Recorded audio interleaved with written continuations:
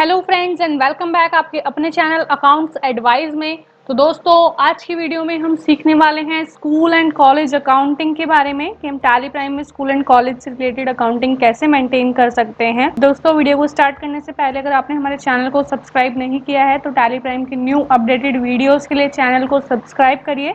And आप हमें Telegram और इंस्टाग्राम ग्रुप पे भी फॉलो कर सकते हैं टैली प्राइम के लेटेस्ट नोट डाउनलोड करने के लिए। तो गाइज वीडियो को स्टार्टिंग से लेके एंड तक ज़रूर देखिएगा ताकि आपका स्कूल एंड कॉलेज अकाउंटिंग का कॉन्सेप्ट इनकम्प्लीट ना रहे। तो चलिए स्टार्ट करते हैं आज का वीडियो। बेसिकली जैसे कि मैंने आपको बताया कि ये video school and college accounting से रिलेटेड है। तो स्कूल एंड कॉलेज में हमारा क्या रहता है, हमारे कोर्सेज होते हैं, स्टूडेंट्स होते हैं, उनके अलग अलग तरीके की फ़ीस होती है like admission fee, annual charges और registration fee, tuition fee, right. और जो हमारे जैसे कॉलेज में अलग अलग कोर्सेज होते हैं तो उसके अकॉर्डिंग अलग अलग तरीके की हमारी फ़ीस होती है। मेनली जो हमारी रजिस्ट्रेशन फ़ीस होती है और उसके बाद हमारी एग्ज़ाम फ़ीस होती है और जो हमारी कल्चरल एक्टिविटीज़ होती है उसकी भी कहीं कहीं फ़ीस होती है दोस्तों। ओके तो ये सब हम कैसे मेंटेन करेंगे टैली प्राइम में। दोस्तों ये एक एग्जांपल है जैसे कि लिटिल फिट स्कूल का। इसमें जो स्टूडेंट है वो स्टूडेंट का नेम है, उनका पेमेंट मोड कैश रहेगा। ओके यहाँ पे रिसिप्ट नंबर रहेगा। और यहाँ पे दोस्तों देखिए जैसे कि जो उनका फ़ी है वो अलग अलग टाइप का है लाइक एडमिशन फ़ी इतनी है, एनुअल चार्जेस इतना है, डेवलपमेंट फंड इतना है, रजिस्ट्रेशन फ़ी, ट्यूशन फ़ी। मान लीजिए कि ये क्लास 12th के स्टूडेंट हैं। ओके तो इनका जो ये फ़ीस नेम हो गया और ये अकाउंट अमाउंट हो गया इनका। तो ये हम टैली में कैसे मेंटेन करेंगे और उसके बाद जो हमारे कॉलेज से रिलेटेड रहते हैं, जो कोर्सेज रहते हैं उसके बारे में भी हम आपको बताएंगे। तो सबसे पहले आपको क्या बनाना है, आपको एक ग्रुप बनाना है। ओके किसका? स्टूडेंट्स का। बिकॉज स्टूडेंट्स हमारे किसके अंडर रहेंगे? सन्ड्री डेटर्स के अंडर, सन्ड्री डेटर्स में इसका हम ग्रुप बना लेंगे। तो क्या रहेगा, जब भी हम कोई स्टूडेंट से रिलेटेड लेक्चर बनाएंगे तो हम उसको अंडर स्टूडेंट्स ग्रुप लेंगे ताकि हमें वो इजीली रिकॉग्नाइज हो जाए कि हाँ ये हमारे स्टूडेंट हैं।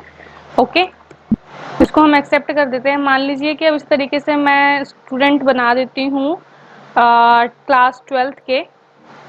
Okay under sundry debtor only, या फिर हम इसको स्टूडेंट्स में भी रख सकते हैं। ओके क्योंकि स्टूडेंट्स ऑलरेडी सन्ड्री डेटर्स के अंदर है। इसको हम यहाँ पे कर देते हैं सेव। ओके और इसी तरीके से मान लीजिए कि हम कॉलेज के लिए हमने एक बीबीए प्रोग्राम का ग्रुप बना लिया अंडर स्टूडेंट्स ओनली, और एक हमने बना लिया MBA under students only.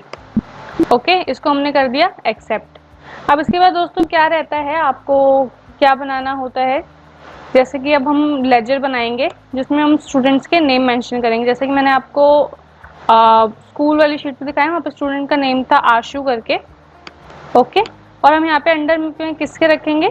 Student के, स्टूडेंट 12th क्लास, ताकि हमें पता लग जाए कि ये स्टूडेंट क्लास 12th से रिलेट करते हैं। ओके और यहाँ पे हम इसको लेजर को सेव कर देंगे। ओके अब मान लीजिए कि मैं एक और स्टूडेंट यहाँ पे बना लेती हूँ। अब मान लीजिए कि ये बीबीए कर रहे हैं। Okay BBA under students only, and यहाँ पे मैंने इसको लेजर को सेव कर दिया। ओके अब इसी तरीके से मैं यहाँ पे एक और लेजर बनाती हूँ कॉल्ड सिमरन। ये मान लीजिए एमबीए कर रही हैं और यहाँ पे हमने इस लेजर को भी सेव कर दिया। आप कंट्रोल ए करके भी सेव कर सकते हैं। ओके एक्सेप्ट कर दिया। अब हमने यहाँ पे 3 स्टूडेंट्स बना लिए, एक क्लास 12th में है, एक बीबीए कर रहा है और एक एमबीए कर रहा है। तो उसके अब हम अकाउंटिंग किस तरीके से मेंटेन करेंगे, ये हमने एक ग्रुप बनाया और हमने लेजर भी बना लिए। ओके अब यहाँ पे हम एक बैंक अकाउंट भी बना लेते हैं क्योंकि मतलब ऑनलाइन ट्रेड जो है वो बहुत ट्रेंड में है। तो बहुत से लोग फीस जो होते हैं वो ऑनलाइन पे करते हैं, कुछ कैश में करते हैं, इसलिए हम एक बैंक ऑफ बड़ौदा का भी अकाउंट बना लेते हैं अंडर बैंक अकाउंट्स।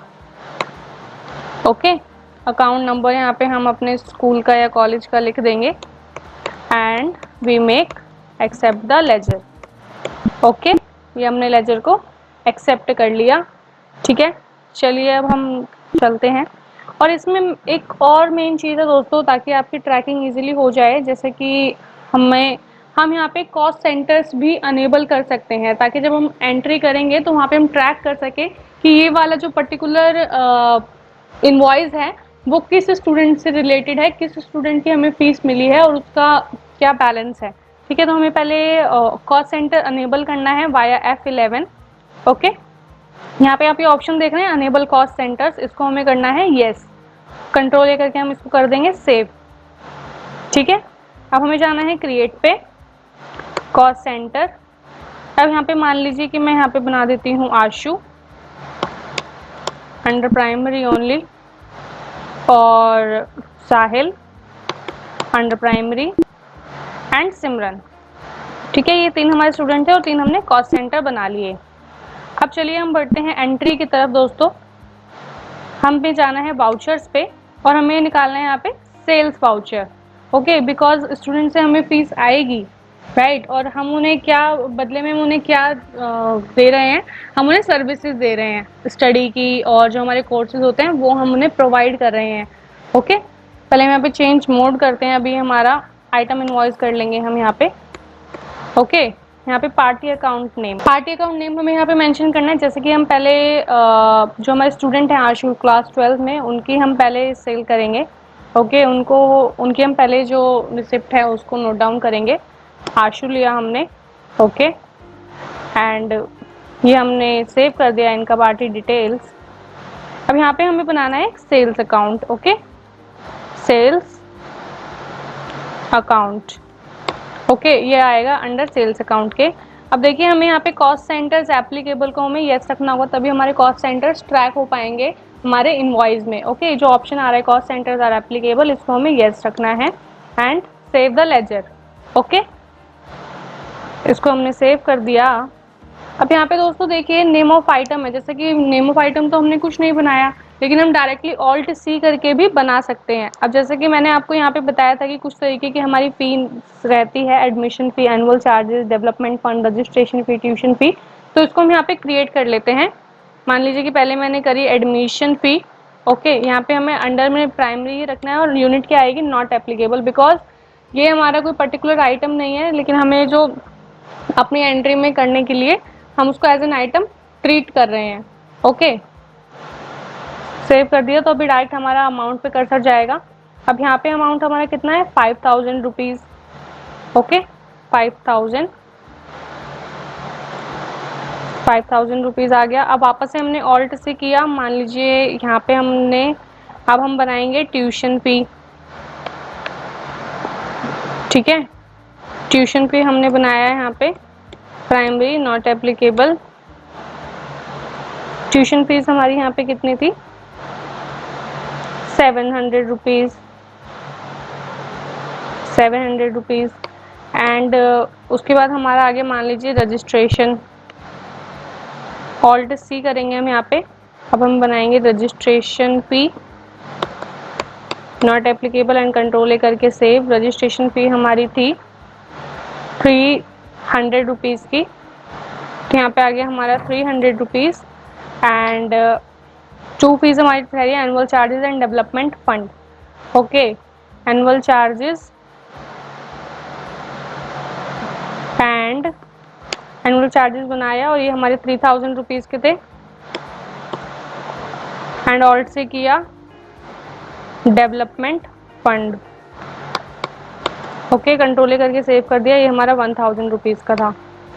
ओके, जैसे कि मैंने आपको यहाँ पे दिखाया था कि हमारा जो स्टूडेंट है इनकी 12th क्लास की फीस टोटल कितना नेट अमाउंट पेबल हो गया, 10,000 रुपीज़।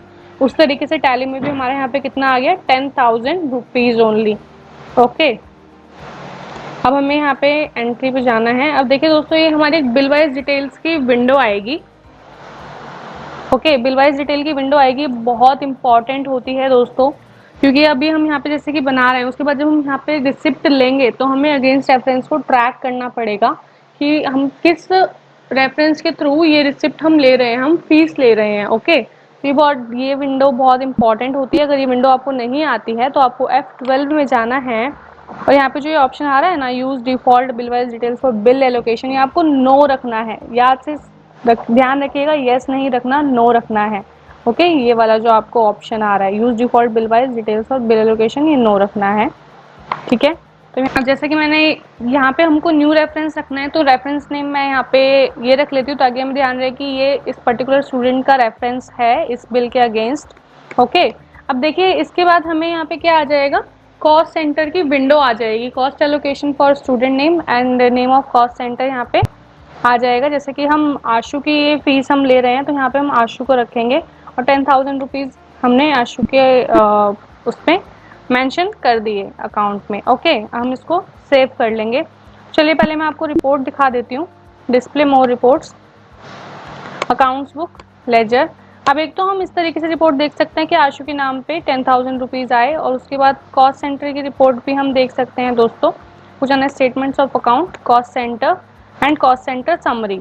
ओके, यहाँ पे ये हमारा स्टूडेंट है आशु करके, और यहाँ पे उसका जो अमाउंट कितना है 10,000 रुपीज़ है। इस तरीके से कॉस्ट ट्रैकिंग ईजी हो जाती है ताकि हम स्टूडेंट वाइज ईजिली चेक कर सकें। ओके, अब इस तरीके से मैं आपको सेकेंड वाउचर बना के दिखाती हूँ। रिसिप्ट हम इनकी बाद में करेंगे एक साथ। अब मान लीजिए कि जो हमारा सेकंड पार्टी है वो साहिल के नाम से है। ये स्टूडेंट जो थे वो हमारे बीबीए कर रहे थे। ओके, अब सेल्स अकाउंट हमने बना लिया। अब नेम ऑफ आइटम मान लीजिए कि इसमें हमने ले ली एडमिशन फीस, ये हो गई हमारी 7,000 रुपीज़। ओके, रजिस्ट्रेशन फीस ले ली हमने 10,000 रुपीज़, क्योंकि बीबीए कोर्स है हमारा। ये जस्ट मैं एक अप्रॉक्सीमेट अमाउंट या हम कह सकते हैं एज्यूमेटेड अमाउंट में मान के चल रही हूँ यहाँ पे। ओके, और यहाँ पे एक एडमिशन फ़ी हो गई, एक रजिस्ट्रेशन फ़ी हो गई। इनके लिए मैं एक एग्ज़ाम फ़ी बना लेती हूँ जो हमारे most of the year ending ली जाती है। ओके, एग्ज़ाम फ़ी मान लीजिए 5,000 रुपीज़ ले ली। एंटर एंटर, न्यू रेफरेंस लेंगे हम इसको भी, इसको हम कर देंगे साहिल के नाम से सेव। ओके, अब यहाँ पे देखिए दोस्तों, कॉस्ट सेंटर की विंडो हमें क्यों नहीं आई, क्योंकि जो हमारा पार्टी अकाउंट नेम है ना, इस पर हमें कॉस्ट सेंटर और एप्लीकेबल का जो ऑप्शन मिलेगा ये हमें ऑप्शन अनेबल करना है, तभी आपको वहाँ पे कॉस्ट सेंटर्स का डिटेल आएगा। ओके, कॉस्ट सेंटर को अनेबल किया, ये हमने सेव किया, इसको भी हमने सेव कर दिया, सेव किया। अब यहाँ पे एंड में आ जाते हैं। बिल वाइज डिटेल आएगी आपको पहले, उसके बाद आपको कॉस्ट सेंटर आएगा। तो यहाँ पे आपको लेना है साहिल एंड एंटर। ओके, इसी तरीके से हम थर्ड एंट्री भी कर लेते हैं अपने स्टूडेंट सिमरन की। Sales account, name of item admission fee, okay, और registration fee and exam fee. Okay, यहाँ पे हमारा न्यू रेफरेंस आ गया सिमरन का। अब हमें यहाँ पे सिमरन के लेजर में भी कॉस्ट सेंटर्स को अनेबल करना है दोस्तों। सेव, सेव कंट्रोल ए। ओके, पेज अप किया, यहाँ पे एंटर एंटर, यहाँ पे हमें रखना है सिमरन।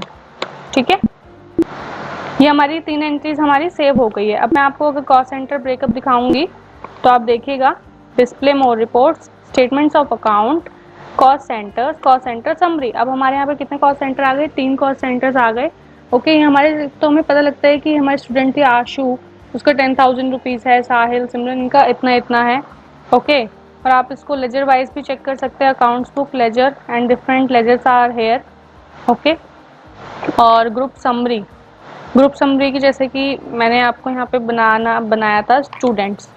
ओके, अब स्टूडेंट्स में देखिए, हम अगर कोर्स वाइज चेक करना चाहते हैं कि हमें कितने कोर्स के अकॉर्डिंगली कितना बैलेंस है स्टूडेंट्स का, तो बीबीए वाले स्टूडेंट का इतना है, एमबीए वालों का इतना है, जो 12th क्लास के स्टूडेंट हैं उनका इतना है। इस तरीके से आप चेक कर सकते हैं। और ग्रुप वाउचर्स में भी आप चेक कर सकते हैं एज अ स्टूडेंट्स कि स्टूडेंट्स में कौन कौन सी एंट्री हुई है स्टूडेंट्स वाले वाउचर में, इस तरीके से। ओके, अब चलिए, हमने यहाँ पे सेल्स तो कर दी, हमने उनके लिए एक जो इनवॉइस था वो हमारा बुक्स में चढ़ा दिया है। अब हमें उनसे रिसिप्ट लेनी है कि उन्होंने जो हमें अमाउंट दिया है वो हमें टैग भी तो करना है ना, वरना अभी उनके सिस्टम में ये जो अमाउंट है वो पेंडिंग शो कर रहा है। अभी हमने वो अमाउंट रिसीव नहीं किया है, तो हमें जाना है वाउचर्स पे। ओके, और हमें यहाँ पे जाना है रिसिप्ट पे हम लोग आ गए। ठीक है दोस्तों, तो अब रिसिप्ट पे जाने के लिए, अब जैसे कि ये डबल मोड एंट्री है, अगर आप में से किसी को सिंगल मोड एंट्री करनी हो तो आप चेंज मोड पे जाके और सिंगल मोड एंट्री को चेंज कर सकते हैं। ओके।